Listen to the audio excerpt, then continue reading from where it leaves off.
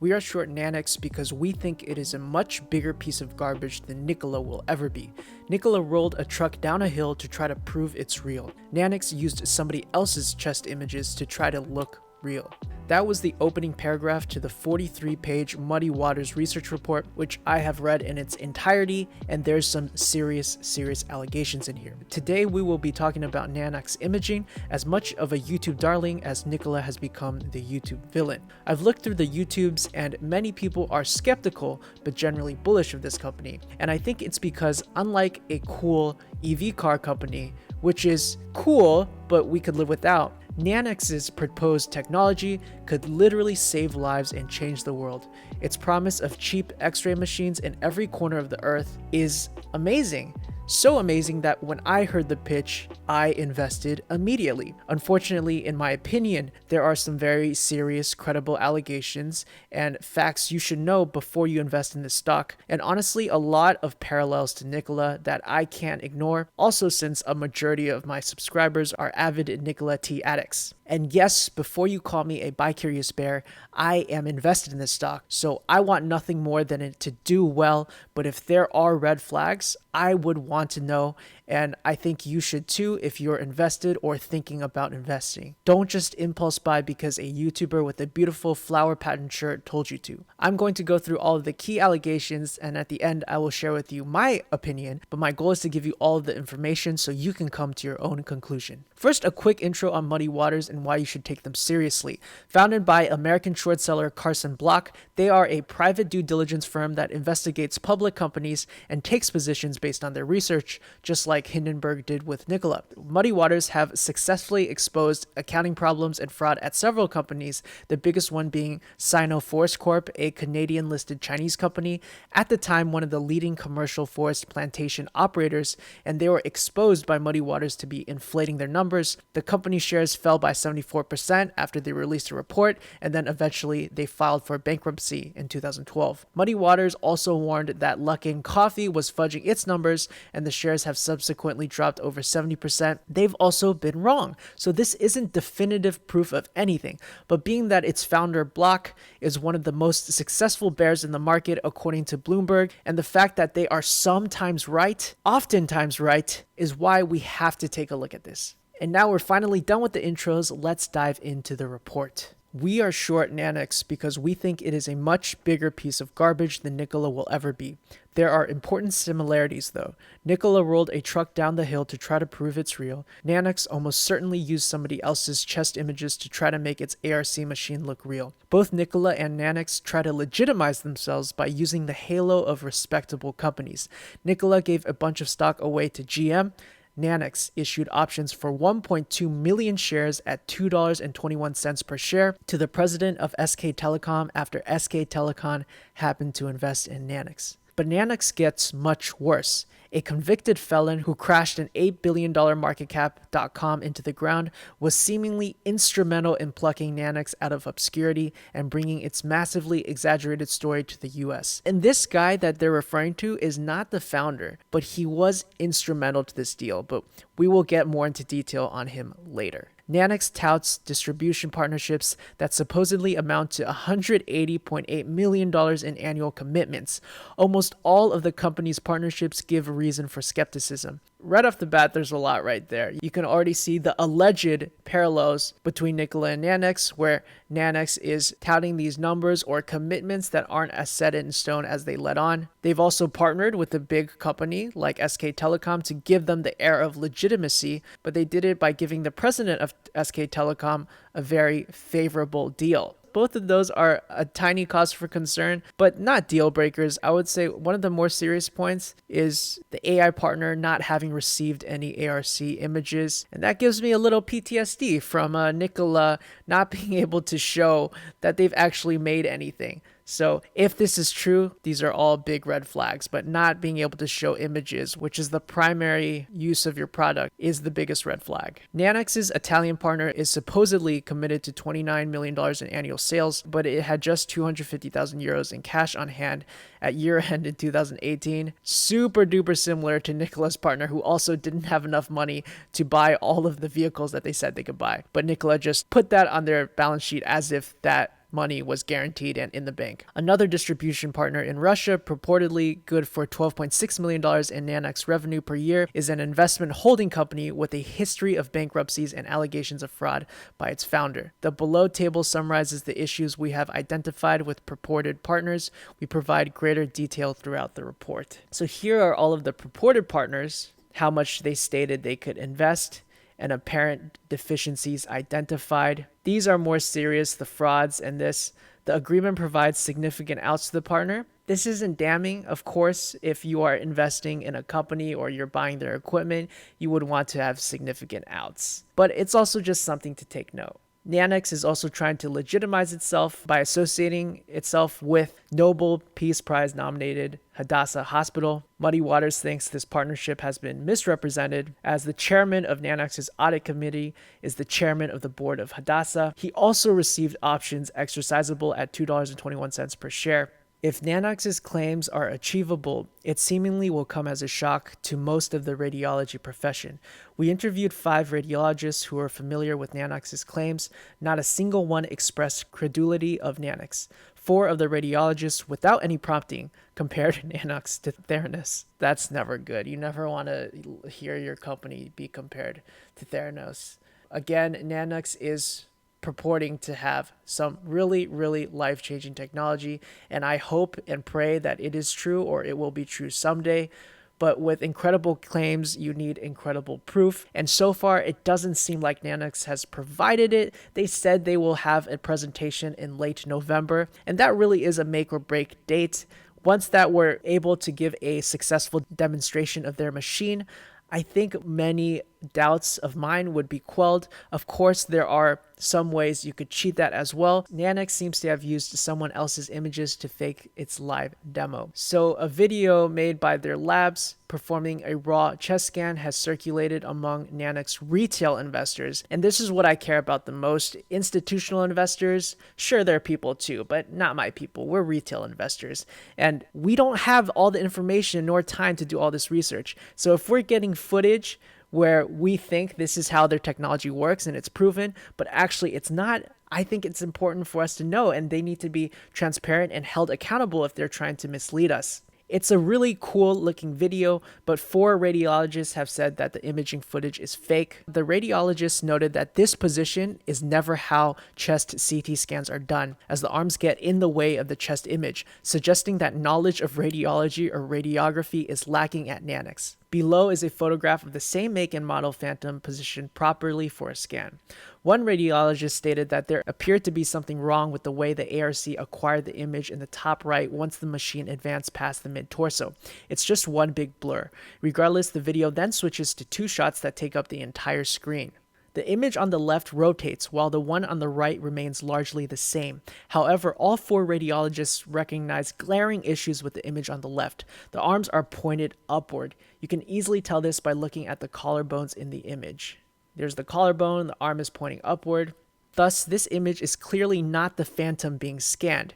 To add to the amateurness of the apparent deception, there are masses displayed in the lungs on the left image that are missing from the right image. This provides additional support that these 2 images come from different sources according to the 4 radiologists. In summary, explaining it like I'm 5, in the video they showed the body being scanned a certain way, but then the images don't necessarily match what they showed. This is not the biggest red flag to me, just because it's a commercial, so I understand how you would want to cheat some things for effect. Though if the machine really worked as they said, I also don't understand why they couldn't show us a legitimate demonstration either. And now let's move on to the convicted felon.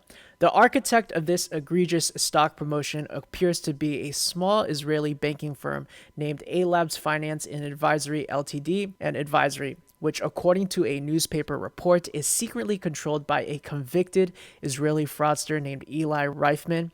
Reifman was previously imprisoned for 4 years for forging documents related to his ownership of shares in a stock of a company crashed from $8 billion almost to zero. That's not something I would put on my LinkedIn profile, but maybe that gives him some sort of clout. Before the prison time and 2 failed attempts on his life, Reifman was the founder of a technology company that became Emblaze Limited. Reifman forged documents stating he had shares that he didn't, and he was in and out of jail for the next 5 years for fraud and forgery.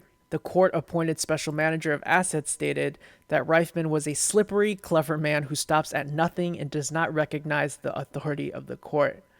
Who does that remind you of? And don't say Trevor Milton, because he's not a clever man. He might be slippery, though. So anyways, that was a trick question. Last month, Globes reported that market sources claim that Reifman is actually the power behind A-Labs. We corroborated this with a former Nanox employee who told us that Reifman had significant involvement in Nanox's pre-IPO meetings. Globes had previously pointed out that one of Reifman's relatives, Rita Alter, is the head of life sciences at A-Labs. Two former senior executives of Emblaze hold senior roles at Nanox, strongly suggesting that Reifman has significant influence at Nanox. Unsurprisingly, certain A-Labs employees, including CEO Doran Cohen, also worked for Reifman at Emblaze. More connections to a company that did not do very well. The $2.21 Club, Hadassah and SK Telecom. Nanox touts the Hadassah partnership. However, our research gives rise to serious doubts about the substance of that partnership. We note, however, that the chairman of Hadassah is on Nanox's board and received options with the $2.21 strike. Dr. Elon Kim has personally received options from Nanox, presently worth approximately $32.1 million. Now, if you remember, the problems we had with the GM deal were that GM gave Nikola legitimacy, and in exchange, what did they get? They got basically everything. They got 11% of Nikola's company, rights to sell Nikola their own cars, and it was just a very one-sided, lopsided partnership. And with this, I'm getting similar vibes. They're basically paying these people and then saying they're associated with them. And they're paying them a lot of money, but that gives them legitimacy, which is what they need. And if you look at their stock, they definitely feel like a legitimate company, or they have a net worth of a legitimate company. In its prospectus, Nanox stated, "We introduced a working prototype of the Nanox ARC in February 2020. In a conference presentation last week, Polyakin included a photo below right, which he claimed is the working prototype that is taking the beautiful images right now at Hadassah." Moreover, a side sell analyst attempting to refute the Citron report. Citron was another short seller that released a report, claimed that the Nanox prototype has been in place at Hadassah Hospital in Jerusalem, and data used for the FDA were gathered at this site. However, these admissions failed to match Nanox's own claimed development timeline. So the reason a lot of investors also got in is that we were under the assumption that there was a working prototype in Hadassah Hospital in Jerusalem. However, according to the Muddy Waters report, they talked to multiple radiologists at Hadassah Hospital, and they were unable to confirm that a Nanox machine exists there. Their investigation made contact to two Hadassah doctors being paid by Nanox. These doctors could not or would not acknowledge that there was a Nanox machine being used on patients, citing agreements with the company. Given that Nanox has publicized this partnership, we do not see how affirming that the machine is being used of Hadassah would violate an NDA. A former Hadassah radiologist said that he hadn't heard of Nanox, but he asked his ex-colleagues currently at Hadassah about the company. He told our investigator that this is one of the most damning parts if it is true. Why would the people working at the hospital be unable to say that they are using a machine or a prototype? That is very sketchy. I totally understand wanting to keep the technology a secret, not wanting to say much. But just saying that it exists, that seems to be a stretch. And again, I'm seeing a pattern where Theranos and Nikola also did this, where they kept its people under very, very tight lips. And now if you compare that with Tesla, where they are constantly showing us what they're working on and they're very transparent, this is not that. And then when they're talking to the head of radiology and they're talking about people that are working at the hospital, and nobody has even heard of it. Neither of the Hadassah radiologists had heard of Nanox. He also added that one of the Hadassah doctors who had refused to speak with us was invested in the company. The radiologist went on to call Nanox's website nothing convincing, stating that there's not much evidence that it's a working machine. You're telling me there is this revolutionary technology at your hospital, and your radiologists actually don't know about it. Only the radiologists that are working for the company know anything about it. They haven't even shared anything with their colleagues. That doesn't really pass the smell test for me. He shows them the website. The radiologist says, nothing convincing. Radiologists need to see pictures. He takes a look at the report. Do you think there's merit, or is it just short sellers making noise? This is the Citron research report. Hard to tell, there's not much evidence that it's a working machine. In contrast, I'm collaborating with a company. One has to ask, why aren't they showing their scans? Why are there no peer-reviewed papers? Regarding the SK Telecom deal, in June 2019, SK Telecom purchased 2,262,443 Nanox shares at $2.21 per share and received an equal number of warrants struck at $20.87. Yada yada. This agreement basically gives Dr. Kim the right to buy this much shares for this price. I mean, he's already on track to make a fortune. $2.21 is basically free compared to its current share price of $36. If you were to exercise it right now, you'd get 30 to 40 million dollars, and we're still not exactly sure what he does, but this is a great deal. It's a lot of money, and it's lent Nanox a lot of legitimacy. Again, just look at the comments of what people are talking about when they talk about Nanox. You will see SK Telecom being brought up again and again, just like you saw GM being brought up again and again when people were saying Nikola was a fraud. There's another issue with the purported US AI partner. Kirametrics is an AI mammography processing company, and it's little more than a handful of phone calls and clerical emails because nothing has materialized from Nanox's end. We spoke with 3 employees at Kirametrics, all of whom verified that their agreement consisted primarily of a hope of cooperating in the future. All 3 of the employees we spoke with confirmed they have not received images from Nanox, not even for compatibility testing purposes. One stated, "Every month we write them, we're ready. Would you like to send your image and we can run our CAD, computer-aided diagnosis, through our system?" And they've just kind of ghosted us. They're like, "Oh, we don't have images ready yet. It's still in production." I mean, this is from March until now, 6 months. The same Kirametrics employee stated, "I feel like it's a misnomer to say we are even collaborating with them at this point. It's more like they're just using our name on their advertisement, which makes me very upset. This is not a good pattern. Why haven't they sent images yet?" Nanox's unwillingness to provide images produced by the scanner is not restricted to its AI partners. Radiologists on the On2Mini forum, which is an industry forum for radiologists, corroborate the lack of available imaging. The forums are populated with practitioners who have been unable to obtain images from Nanox despite numerous requests. And you can see the post here. Has anyone seen images here? They don't appear to have a functioning product. This is a big fat fraud. Couldn't find any sample images. More medical experts voiced profound lack of belief in Nanox claims. There are some key statements below, divided into 8 serious concerns. I'm not going to read the whole thing, but I'll go through some of the highlights. Basically, if you could develop this, they would give you a Nobel Prize. I mean, that's the thing. It would be so astronomical. It would be like, oh my God. That's what makes it a little bit more hard to believe. Like I said, there's no images. There's nothing. It's almost like this is a little bit like the Theranos story. And these are coming completely unprompted. This keeps popping up with experts in the field. Now, of course, it's possible they are cherry-picking experts, but what they are saying is also true. This is a crazy, amazing technology if it turns out to be true. And if it's not, it is what it is. It's going to be one of the greatest frauds of all time. What they're showing me was just basic x-rays. So some of the things that have shown is very easy to be done. On the website, they don't have a single picture of the machine, except the CEO sitting on the table. Like all the radiologists and us, we just sit around and say, this is not even possible. Like the images that they're talking about, they haven't published on their website, nor in the private radiology community had they shown any images that they produced. So sure, if they don't want to show the public, there's more excuses for that because we might not even understand what we see.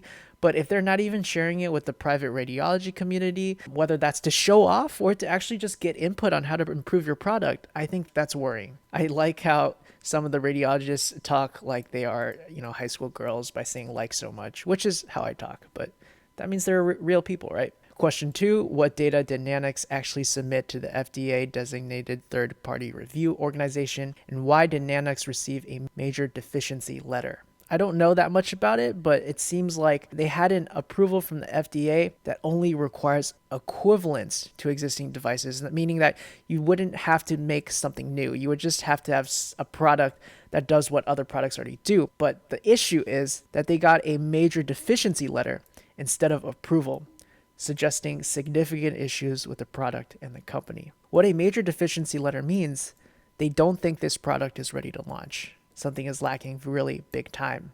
And again, no one has seen an image. Question 3. How can Nanox claim all-in-one imaging? In an interview, Rand Polyakin asserted that because it's digital, it's multispectral. You don't need different machines to do different kinds of imaging, according to Polyakin. Nanox.arc will perform X-rays, CT scans, and mammograms without requiring breast compression, as well as angiograms and fluoroscopies. It's similar to using an iPhone to listen to music and take pictures and make calls, he said at the time. It'd be like if your Tesla could drive you places, but also be your marriage counselor and also cook you an egg omelet breakfast. These are very different things and require different technologies and procedures, and Nanox seems to imply openly that Nanox ARC will replace CT scanners, even though none of the radiologists with whom we spoke believe that the Nanox.arc was capable of CT scans. Below, the Nanox ARC on the right is depicted as the successor to the bulky CT machine on the left. So this legitimately could be our fault. But it's also our fault in the way that we thought the Nikola 1 in motion didn't mean that it was an actual working car, that it was only gravity. So I know a lot of people, when talking about Nanox, they're not sure what exactly it does, and they kind of assume that, whoa, this is going to replace CT scanners. But actually, I don't think they say that, but they never actually explicitly are denying or try to tell people for sure, like, no, for sure, we don't do CT scanning. We are only an X-ray machine. It's as if they want us to believe they are capable of more than they are.